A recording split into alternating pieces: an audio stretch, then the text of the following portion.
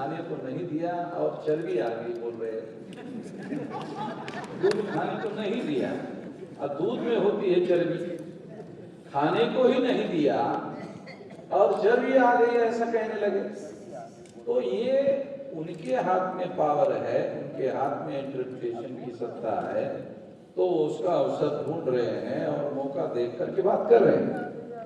अब दूसरा मुद्दा इसी के साथ जुड़ा हुआ है, वो ये है कि अब अनुसूचित जाति और जनजाति के लोगों को सुप्रीम कोर्ट ने एक क्रिमिनल लगाया, मगर अनुसूचित जाति और जनजाति के लिए जो कसौटियां निर्धारित है उसमें इकोनॉमिक क्राइटेरिया नहीं है। तीसरा जो आदिवासियों के लिए मुद्दा है उसमें भी इकोनॉमिक क्राइटेरिया नहीं है।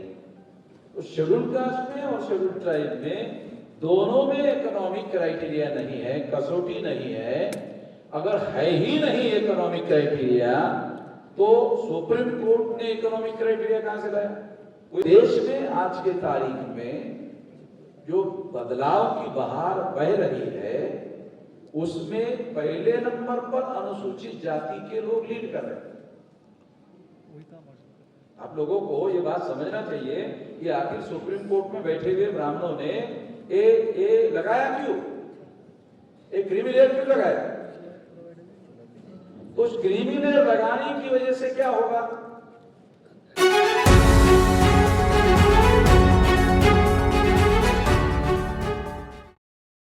उस रिकमेंडेशन में ओबीसी के लिए इकोनॉमिक क्राइटेरिया भी लगाया है। याद करो, आप लोगों को याद होगा, हम लोगों को तमाम जानकारी देते रहे हैं, उस समय भी दिया था।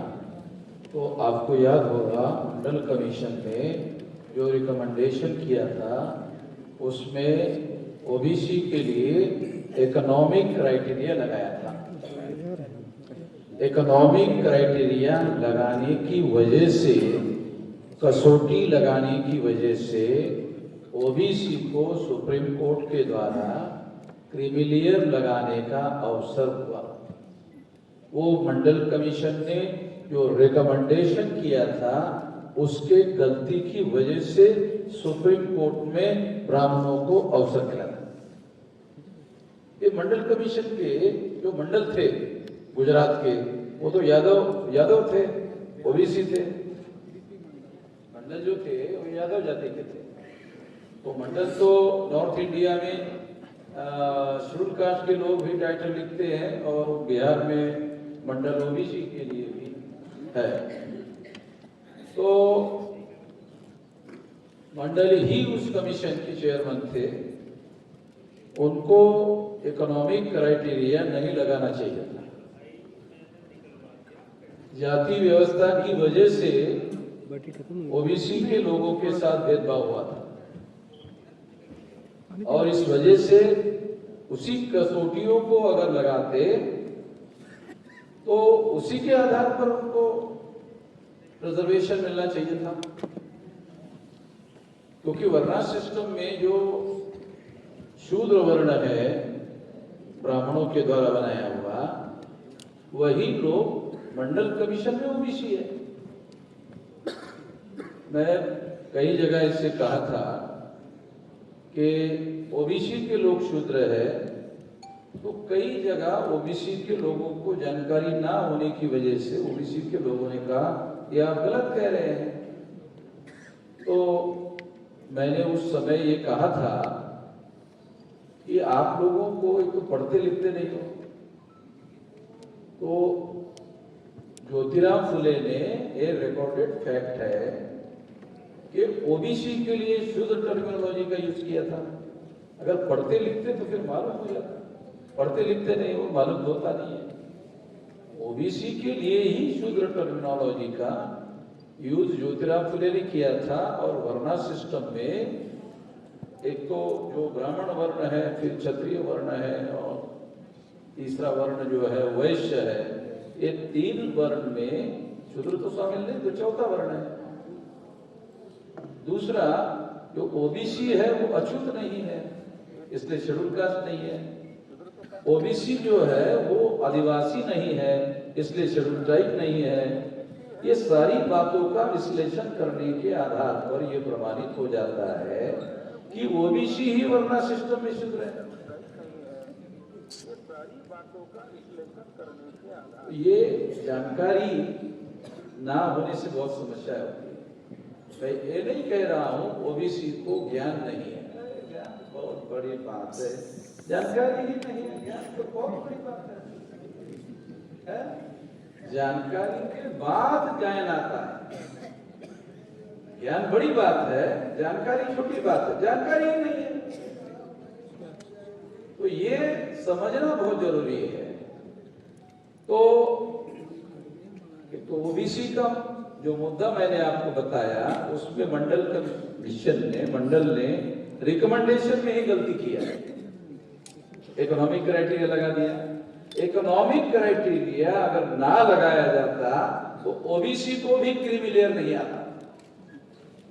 इकोनॉमिक क्राइटेरिया लगाने की वजह से सुप्रीम कोर्ट को अवसर मिला क्रीमी लेयर लगाने। चले दूध खाने को नहीं दिया और चर्बी आ गई बोल रहे हैं। दूध खाने को नहीं दिया और दूध में होती है चर्बी, खाने को ही नहीं दिया और चर्बी आ गई, ऐसा कहने लगे। तो ये उनके हाथ में पावर है, उनके हाथ में इंटरप्रिटेशन की सत्ता है, तो उसका अवसर ढूंढ रहे हैं और मौका देख करके बात कर रहे हैं।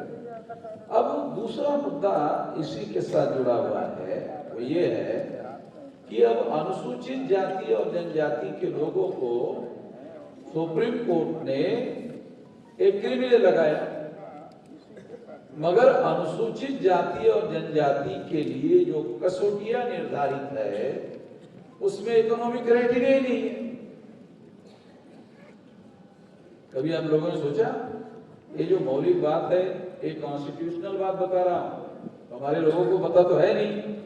एक कॉन्स्टिट्यूशनल है कि जो सोशली बैकवर्ड है, जो एजुकेशनली बैकवर्ड है, शेड्यूल कास्ट का जो कसौटिया है सोशली बैकवर्ड है, जो एजुकेशनली बैकवर्ड है, और तीसरा कसौटी है जो सोशली बैकवर्ड होने के साथ साथ जिनके साथ अस्पृश्यता का व्यवहार किया जाता है। ये तीन कसौटियां जिनके अंदर पाई जाएगी वो जातियां अनुसूचित जाति के लोग माने जाएंगे। तो ये तीन कसौटियों में इकोनॉमिक क्राइटेरिया नहीं है। अनुसूचित जाति के और जनजाति के अंदर, जनजाति के अंदर तीसरा कसौटी क्या है? जो सामाजिक दृष्टि से पिछड़े होने के साथ साथ जिनके अंदर ट्राइबल ट्रेड्स दिखाई देते हैं। तो तीसरा जो आदिवासियों के लिए मुद्दा है उसमें भी इकोनॉमिक क्राइटेरिया नहीं है। तो शेड्यूल कास्ट में और शेड्यूल ट्राइब में दोनों में इकोनॉमिक क्राइटेरिया नहीं है, कसौटी नहीं है। अगर है ही नहीं इकोनॉमिक क्राइटेरिया तो सुप्रीम कोर्ट ने इकोनॉमिक क्राइटेरिया कहां से लाया? कोई आधार चाहिए ना उसको लंबा खींचने के लिए, है ही नहीं तो कहां से खींचे? जिसको खींचकर आपने इकोनॉमिक क्राइटेरिया लगाया वो खींचने के लिए कुछ है ही नहीं। तो इसका मतलब है ये मनमानी करने का काम है, ये मनमानी करने का काम है। और भारत सरकार ने कहा कि इस पर हम अमल नहीं करेंगे, तो लोगों की प्रतिक्रिया को कमजोर करने के लिए भारत सरकार ने ऐसा बयान दिया। मगर जब इम्प्लीमेंटेशन होगा और अधिकारी सुप्रीम कोर्ट के ऑर्डर को फॉलो नहीं करेंगे अमल करने के दौरान, तो कोई व्यक्ति सुप्रीम कोर्ट में जा सकता है कि आपके आदेश का अमल नहीं कर रहा, ये कंटेम्प्ट है, तो कंटेम्प्ट लागू हो जाएगा। तो कंटेम्प्ट के बाद में फिर भारत सरकार जो है उस पर अमल करना शुरू कर देगी। इसलिए इस बात को हम लोगों को ध्यान देना होगा और ध्यान दे करके इसको इशू बनाना होगा। एक तो ये बात है। सवाल दूसरी है कि फिर जब कसौटी थी ही नहीं तो लगाया क्यों सुप्रीम कोर्ट ने? तो देश में आज के तारीख में जो बदलाव की बहार बह रही है उसमें पहले नंबर पर अनुसूचित जाति के लोग लीड कर रहे हैं। आप लोगों को ये बात समझना चाहिए कि आखिर सुप्रीम कोर्ट में बैठे हुए ब्राह्मणों ने ए लगाया क्यों, एक क्रिमिनल क्यों लगाया? उस क्रिमिनल लगाने की वजह से क्या होगा? क्रिमिनल लगाने की वजह से क्या होगा? अनुसूचित जाति के अंदर ही आपस में झगड़ा लग जाएगा। तो ब्राह्मण लोगों की साजिश क्या है? ब्राह्मण लोगों की साजिश ये है कि तुम हम लोगों को नंगा कर रहे हो सारे देश भर में, तो तुम पहले अपना मामला निपटाओ। तुम तो अपना मामला निपट नहीं पा रहे हो, तो तुम अपने मामले निपटाओ। तो आपको हमारे तरफ उंगली करने वाले जो लोग हैं अनुसूचित जाति के, वो लोगों को उन्होंने आपस में उलझा दिया। आप आपस में उलझा देने से क्या होगा? वामन मेश्राम अगर छोड़ दिया जाए तो बाकी तो सारे अनुसूचित जाति के लोग आपस में झगड़ा लगाने का काम करना शुरू कर देंगे, और शुरू भी किया। अक्ल होना चाहिए ना, समझदारी होनी चाहिए। मेरे अलावा तो ऐसा बोलने की किसी की औकात भी नहीं है। समझदारी हो सकती है, औकात अलग बात है। समझ लो क्या? समझदारी हो सकती है, मेरे से ज्यादा हो सकती है, मगर औकात बोलने की और इस मुद्दे को इशू बनाने की और इस मुद्दे को इशू बनाकर मैदान में लेकर जाने की, इसके लिए तो समझदारी नहीं, इसके लिए तो औकात चाहिए। तो क्योंकि हम लोग जो है, जो बात हम लोगों को समझ में आता है, फिर कोई ताकत नहीं है भारत में जो वामन मेश्राम को लड़ने से रोक सके। फिर कोई ताकत हम लोगों को रोक नहीं लगा सकती। तो हम लोग उसको बेंट अपॉन है कि हर हालत में उसको हम लोग करेंगे। तो मैं आप लोगों को ये बताना चाहता हूं कि हमारे लोग, अनुसूचित जाति के लोग, काल्पनिक बात नहीं है। उत्तर प्रदेश सबसे बड़ा प्रदेश, जहां 85 लोकसभा की सीटें आती थी, वहां अनुसूचित जाति के लोगों ने पहल करके ही सरकार बनाई। और उसके बाद काशीराम जी जब तक जिंदा थे तो सारे मीडिया वाले जब तक जिंदा थे प्रधानमंत्री कौन बन सकता है उस लिस्ट में काशीराम जी का नाम रहता था, चाहे आखिरी नंबर पर क्यों न हो, मगर रहता। जब पेपर वाले या पत्रकार लोग मीडिया में चर्चा करते थे तो ये लोग बन सकते हैं, उसमें काशीराम जी का भी एक नाम होता, आखिरी तक होता। तो इसका मतलब है काशीराम जी के पास तो प्राइम मिनिस्टरियल जो मटेरियल होता है, एक तो प्राइम मिनिस्टरियल मटेरियल का मतलब क्या है? प्राइम मिनिस्टर बनने के लायक योग्यता। तो जब काशीराम जी थे तो उससे कम योग्यता वाले मुख्य प्रधानमंत्री बनते थे। काशीराम जी अपोजिशन में रहते थे और प्रधानमंत्री कम योग्यता वाले रहते थे। इतनी ज्यादा योग्यता काशीराम जी के पास थी, इसको कहते हैं प्राइम मिनिस्टरियल मटेरियल। इतनी बड़ी योग्यता उनके पास थी, जो अपने बहुत साधारण स्तर से उठकर उन्होंने इतना प्रभाव क्षेत्र, इन्फ्लुएंशियल प्रभाव निर्माण किया था कि चुनाव में प्रधानमंत्री पद का कैंडिडेट जो है काशीराम जी भी है, ऐसा मान करके वो चलते और चर्चा होती थी।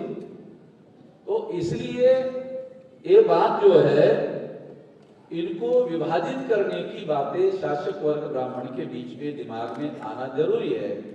आज भी सारे देश भर में जो परिवर्तन की लहर देश में चल रही है, उसमें अनुसूचित जाति के लोग पहले नंबर पर इस लड़ाई में आगे लड़ रहे हैं, दूसरे नंबर पर अनुसूचित जनजाति के लोग लड़ रहे हैं। ये दिखाई दे रहा है। ओबीसी के लोग पहले नंबर पर होना चाहिए था, मगर वो तीसरे नंबर पर है। ओबीसी के लोगों को ये सुनते वक्त थोड़ा अच्छा नहीं लगे, तो मैं अच्छा लगे बुरा लगे इसलिए थोड़ी बोल रहा हूं, जो सही है वो बोल रहा हूं।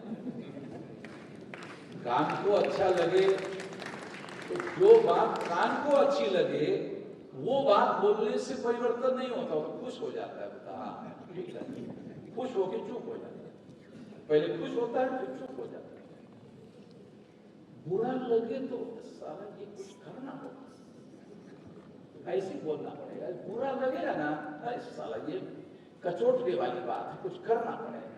तो मैं अच्छा लगने वाली बात नहीं बोलता हूं, बुरा लगने वाली, जलील करने वाली बात बोलता हूँ तो लोगों को जलील लगता है, तो जलील हो रहा है, इससे कुछ करना पड़ेगा तो लोग हमारे साथ लगते हैं, बोलते अरे तो हाँ हो गया, ऐसे तो लगने की क्या जरूरत हो गया है।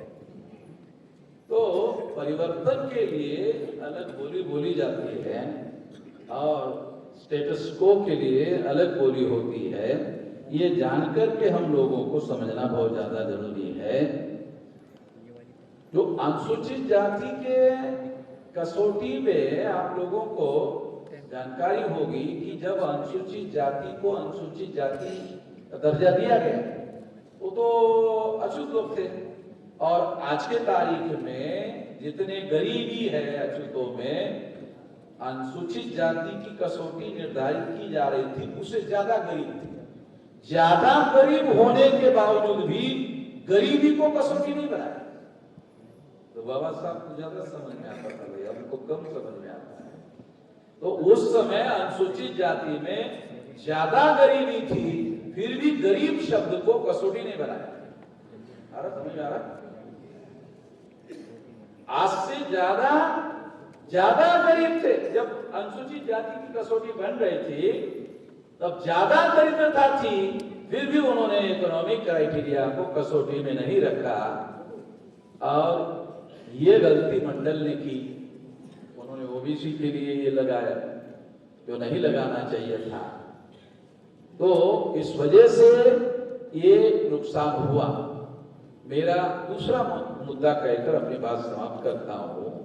देखो, जो लोग ऑल इंडिया की एग्जामिनेशन पास कर सकते हैं तो उनकी आर्थिक स्थिति ठीक होगी तो मैट्रिक का एजुकेशन होगा, और थोड़ी आर्थिक स्थिति ज्यादा अच्छी होगी तो महाविद्यालय में पढ़ाई होगी। महाविद्यालय में पढ़ाई होगी तो ग्रेजुएट होगा तो आईएएस, आईपीएस, आईआरएस की परीक्षा देने के लायक होगा। ग्रेजुएट ही नहीं होगा तो आईएएस, आईपीएस, आईआरएस की परीक्षा ही देने लायक नहीं होगा, तो पहले कर गया। परीक्षा देने लायक होगा तो पास और नापास दो होगा। अगर परीक्षा देने लायक ही नहीं है तो 100% नालायक होगा। अब पहले होगा, डिलीट हो जाएगा। परीक्षा देने का मौका जिनको मिलेगा उसको अवसर है पास होने का, नापास होने का। अगर वो उस एरिया में एग्जामिनेशन देने के लिए ही उसको अवसर नहीं मिला, पहले ही काट दिया, तो फिर उसका पत्ता हमेशा के लिए कटने का खतरा होता है। तो इसलिए ये जानना जरूरी है, और इस वजह से कई लोगों को ओबीसी का 5-6%, 27% में 5-6% लागू हुआ, और जो परीक्षा देकर पास हो सकते थे उनको उन्होंने इकोनॉमिक क्राइटेरिया लगाकर डिलीट कर दिया। इस वजह से ये 27% तो दिया, 27% की भर्ती होने के लिए 200 साल लगेंगे। 27% का जो आंकड़ा है, ये आंकड़ा पूरा करने के लिए 200 साल लगेंगे। क्योंकि ये कसौटियां जो लगाई है उसमें परीक्षा पास करने के लिए लोग मिलेंगे ही नहीं। अरे आपने जब 27% दिया तो एक लॉजिक ये हो सकता था, देखो देना है, ईमानदारी है, अगर आपको देना है, ईमानदारी है आपके अंदर, क्या होना चाहिए था? पहले ओबीसी का आर्थिक कसौटी लगाए बगैर 27% का कोटा पूरा करने दो, ओबीसी हो जाएगा ना। जो आर्थिक दृष्टि से थोड़ा मजबूत होगा या आर्थिक दृष्टि से कमजोर होगा, दोनों में से कोई भी ओबीसी ही जाएगा, दूसरा तो जाएगा ही नहीं। जाएगा तो ओबीसी ही जाएगा।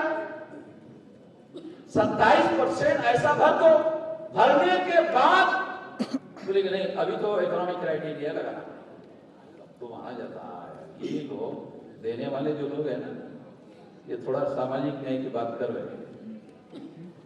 ये देने वाले जो लोग हैं 27% का कोटा पूरा होने के बाद अगर इकोनॉमिक क्राइटेरिया लगाते तो तुम ईमानदार हो अपनी पहल में, तो माना जाता। मगर वो तो 5-6% से ज्यादा जाने देना चाहते, 27 देना चाहते हैं।